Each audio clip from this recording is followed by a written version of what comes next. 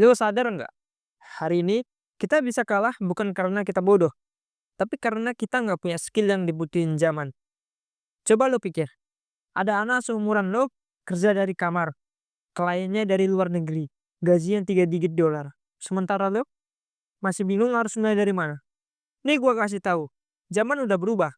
Dunia kerja nggak lagi soal ijazah, tapi soal kemampuan. Pertanyaannya sekarang, skill apa yang wajib banget lo punya biar bisa bersaing di era digital ini? Hard skill itu wajib, tapi soft skill nggak kalah penting. Di era digital, banyak orang kejar hard skill. Coding, desain, video editing, digital marketing, UI atau UX, itu keren dan jelas dibutuhin.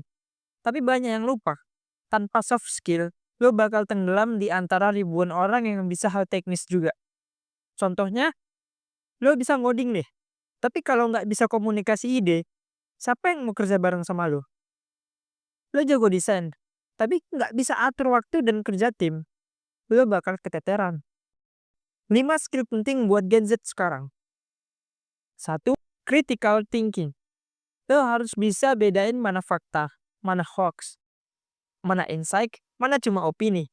Karena dunia digital itu penuh distraksi dan manipulasi. Dua, problem solving. Bukan sekedar ngerti masalah, tapi bisa ngasih solusi. Dunia sekarang butuh orang yang action oriented, bukan cuma ngeluh. Tiga, communication skill. Gak cukup cuma pintar, lo juga harus bisa bikin orang ngerti apa yang lo maksud.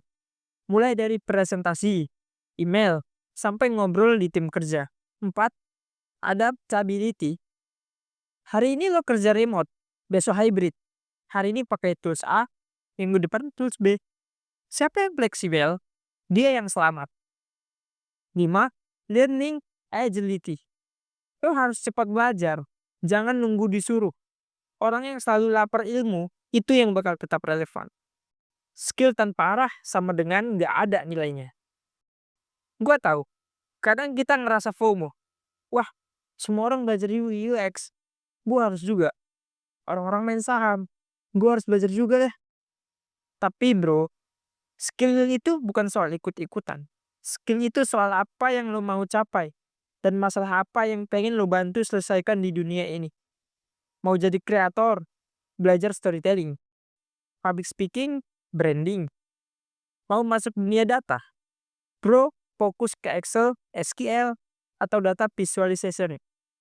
Mau bantu UMKM, pelajari sosial media, marketing, copywriting, ataupun komunikasi. Cerita nyata Gen Z yang naik kelas karena skill.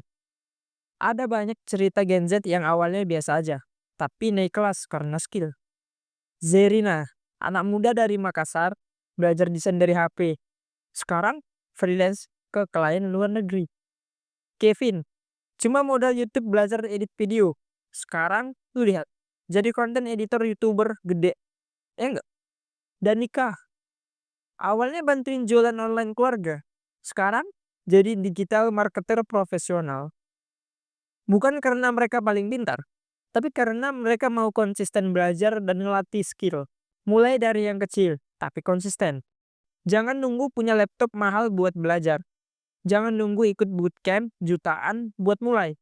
Sekarang banyak sumber gratis bro. Ada YouTube, blog, ebook, komunitas. Kuncinya, fokus ke satu skill dulu. Dalemin, lalu kolaborasiin sama yang lain.